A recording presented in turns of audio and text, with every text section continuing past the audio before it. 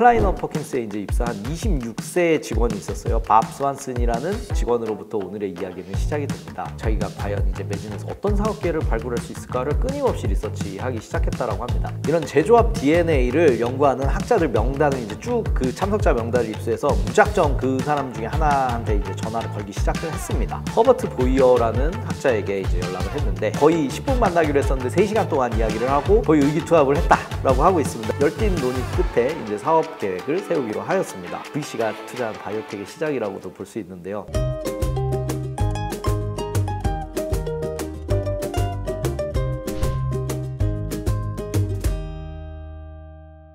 안녕하세요. 오늘은 굉장히 좀 의미 있는 이야기가 있어서 좀 가지고 왔습니다. 우리가 현재를 살아가는 지금 입장에서 과거에 우리가 어떤 기업들이 또 굴지의 기업들이 탄생을 하고 그런 기업들에 이제 투자를 했는지 제가 좀 이제 살펴보다가 굉장히 의미 있다라고 생각해서 오늘 딱 그 부분을 가져왔는데요. 파워로우라고 하는 실리콘밸리와 벤처캐피탈 역사를 정리한 책에서도 많은 참고를 했습니다. 그 책은 최근에 국내에서 이제 번역본이 나와서 투자의 진화라는 제목으로 나왔는데요. 굉장히 좋은 내용이 많이 있어서 같이 참고로 보시면 너무 좋을 것 같아요. 1970년대에 오일 쇼크가 일어나고 나서 당시에 이제 뭐 벤처 투자들 그리고 그런 모험 자본들이 거의 뭐 굉장히 정체되고 뭐 없어지다시피 해서 과연 벤처 투자라는 게 우리 사회에서 존재하는가라는 내용이 미국에서도 이제 많이 회자가 됐었는데요. 그럴 때일수록 어떻게 보면 위기가 기회잖아요. 굉장히 또 차분한 계획을 가지고 그리고 평소에 하고 싶었던 투자를 이제 확인을 다 모니터링하고 그 다음에 뭐 여러 가지 부분에서 도와가면서 투자를 하는 그런 펌들이 두 개가 생겨났는데 그게 지금도 굴지의 회사로 일컬어지는 세콰이어 캐피탈과 클라이너 퍼킨스입니다. 오늘은 그 클라이너 퍼킨스에 대해서 이야기를 할 예정이고요. 클라이너 퍼킨스 같은 경우에는 그런 오일 쇼크가 일어났던 상황에서 그러면 어떻게 지금 이제 돈을 모으고 좀 차별성 있는 투자를 할 것인가를 굉장히 고민을 했었어요. 일단 회사의 그 설립 배경부터 말씀드리면 창업자인 이제 유진 클라이너라는 분과 톰 퍼킨스라는 분의 이름을 따서 클라이너 퍼킨스입니다.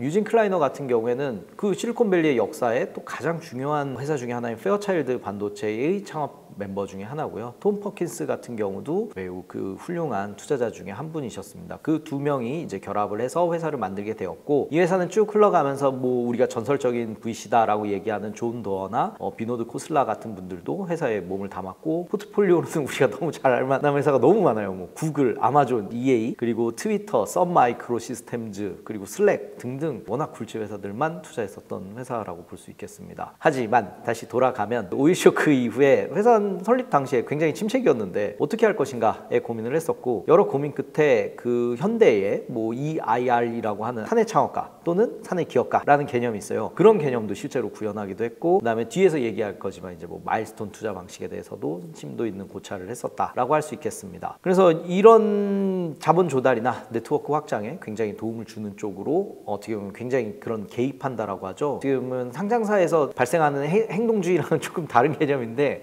이렇게 창업자들을 굉장히 돕는 행동주의가 당시에 세콰이어와 클라이너 퍼킨스가 취했던 방식 중에 하나였던 것 같습니다. 그래서 이런 방식을 토대로 텐덤 컴퓨터스라는 투자를 성공적으로 이끌었었는데요. 뭐 간단하게 얘기하면 해당 기술은 이제 프로세서가 하나가 아니라 컴퓨터 시스템에 있어서 프로세서가 여러 개가 병렬식으로 존립하면서 이제 항상 컴퓨터가 다운되지 않고 돌아가야 되는 그런 시스템에 기여를 한 그런 개념이다라고 할 수 있겠습니다. 다들 여러 가지 이유로 해당 기술에 대해서 이게 실제로 구현이 되겠느냐 아니면 이게 상용화에 했을 때 시장성이 있느냐라는 거에 대해서 회의감이 많았는데 이거를 굉장히 뭐 하나하나 이제 투자하고 가장 중요한 문제는 병렬 프로세서가 여러 가지가 있다 보니까 그 각 프로세서 간의 그런 회선 경합의 문제가 컸는데 그 문제를 이제 해결하는 기술이 개발이 되면서 회사는 성공적으로 이제 상장을 하고 100배 가까운 수익을 최종적으로 매도할 수 있었다라는 뭐 그런 성공 사례가 있었습니다. 정말 대단한 사례이긴 한데 제가 오늘 말씀드리고 싶은 내용은 이 다음에 벌어지는 일에 주목을 하고 있습니다. 텐덤 컴퓨터스의 성공이 있은 후로부터 클라이너 퍼킨스에 이제 입사한 26세 직원이 있었어요. 밥 스완슨이라는 직원으로부터 오늘의 이야기는 시작이 됩니다. 그는 MIT 출신이긴 한데 연구 자체보다 사람들이랑 대화하고 그리고 거기에서 뭘 만들어내는 거를 더 즐겁게 자기가 하는구나라는 거를 느껴서 학교 졸업 후에는 시티뱅크와 그리고 이어서 이 클라이너 퍼킨스에서 입사해서 일을 했습니다. 그러나 이제 불행히도 그는 인상적인 퍼포먼스를 보이지는 못했었고 클라이너 퍼킨스에서 이제 퇴사하게 돼요. 그리고 사실 말이 퇴사지 거의 해고 통보를 받은 상태로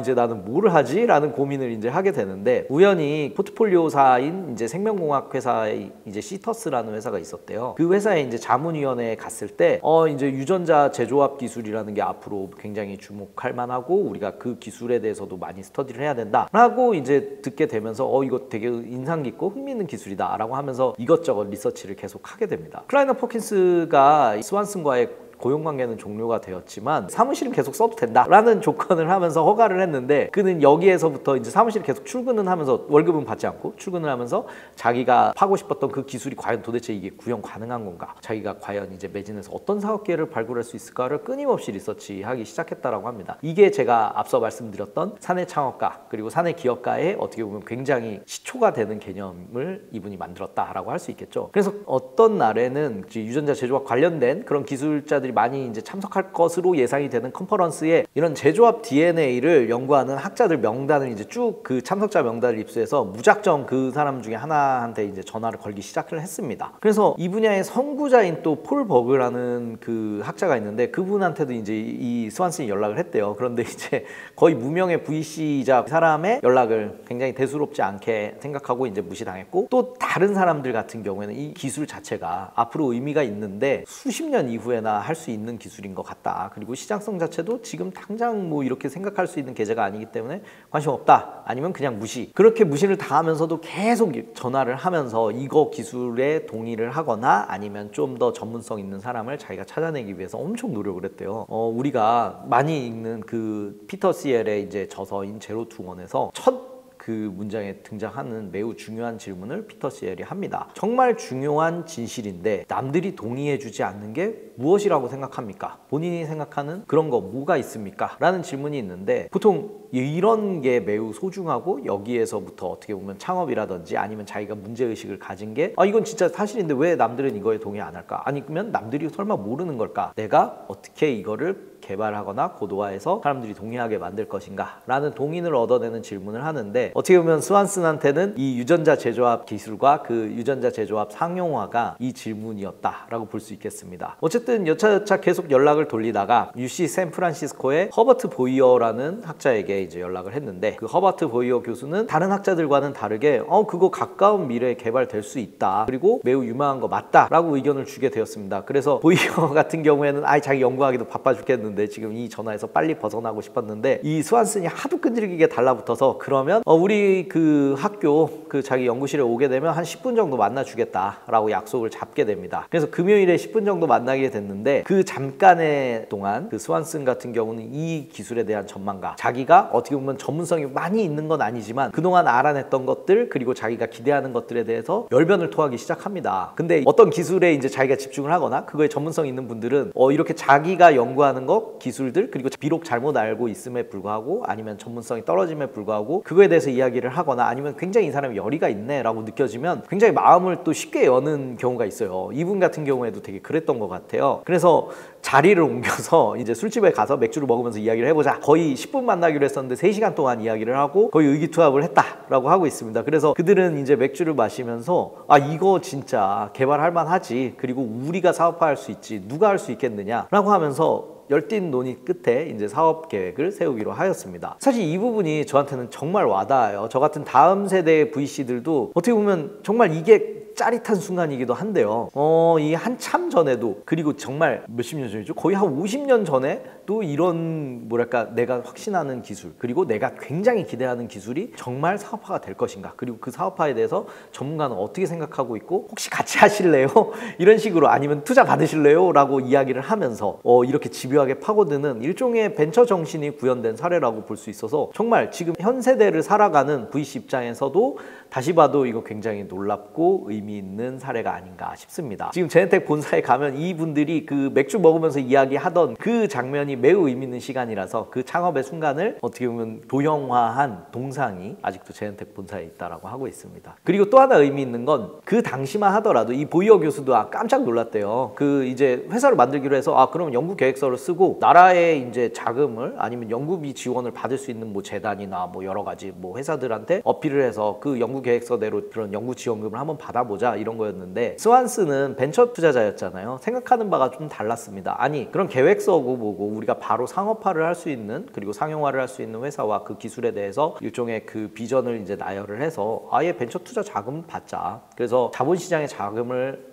유치를 해서 빠르게 그런 연구 뭐 내용과 그 연구 이제 증명과 뭐 이런 과정들 다 뛰어넘어서 바로 상용화를 하는 시도를 해보자라고 제시를 했고, 그거 매우 의미 있게 이제 받아들여졌다라고 할 수 있겠습니다. 어떻게 보면 정말 VC가 투자한 바이오텍의 시작이라고도 볼 수 있는데요. 이들은 일단 이런 DNA 제조합 기술을 바탕으로 새로운 의약품을 생산하는 것을 목표로 이제 회사를 만들자라고 했고, 둘이서 각각 $500씩 출자를 해서 법인을 만드는 법적 비용 내기로 했습니다. 회사 이름은 제넨텍이라고 하고요. 그 자리에서 이제 이후에 6쪽짜리 이제 회사 소개서도 만들어서 톰 퍼킨스에게 이 사업 계획을 발표하기로 합니다. 그래서 톰 퍼킨스 입장에서는 자기 회사에서 어떻게 보면 일종의 내보냈는데 여기서 뭔가 그래도 해봐라 라고 했었던 전 직원이 맨날 뜬구름 잡는 소리 같은 거를 하면서 그거에 되게 집착하는데 과연 저게 제대로 될라나 라고 생각을 하던 애가 진짜로 전문가를 데리고 와서 자기 앞에서 열변을 토하기 시작하자 그거에 대해서는 본인도 이제 집중을 해주고 그 기술에 이제 설명을 들으면서 점점 매료되었다라고 하고 있습니다. 생각해보면 얼마나 대견하겠습니까? 어떻게 보면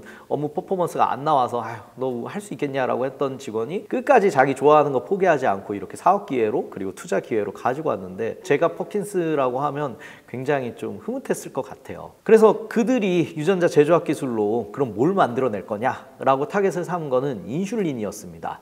인슐린은 아시다시피 그런 당뇨병이라든지 그런 혈당 조절하는 데 있어서 가장 필수적인 물질 중에 하나인데요. 당시에만 하더라도 인슐린을 이제 추출하는 과정이 돼지나 소의 췌장에서 그냥 그 동물의 인슐린을 추출을 해서 그걸 썼기 때문에 그런 불순물도 많았고, 매우 그런 생명 하나가 생산해내는 인슐린, 추출해낸 인슐린 자체가 극소량이었기 때문에 조달하기도 힘들었고, 사람들도 환자들도 매우 어려움을 많이 겪어서 해당 물질을 방금 전에 말했던 유전자 제조학 기술로 합성을 해서 인공적으로 만들어서 그런 대량 생산을 공급하게 되면 굉장히 사회에 큰 의미를 우리가 꿈꾸던 기술로 구현해낼 수 있다라는 거에 매우 큰 의미를 뒀다라고 할 수 있겠습니다. 그래서 그들은 톰 퍼킨스에게 회사를 운영하기 위한 이제 시드머니로 $50만 투자금을 요청을 했는데요. 톰 퍼킨스는 이 이야기를 듣고 과연 $50만 선뜻 내줬었지 아니면 다른 선택을 했을지, 그 이후의 스토리는 이어지는 2부에서 말씀드리도록 하겠습니다.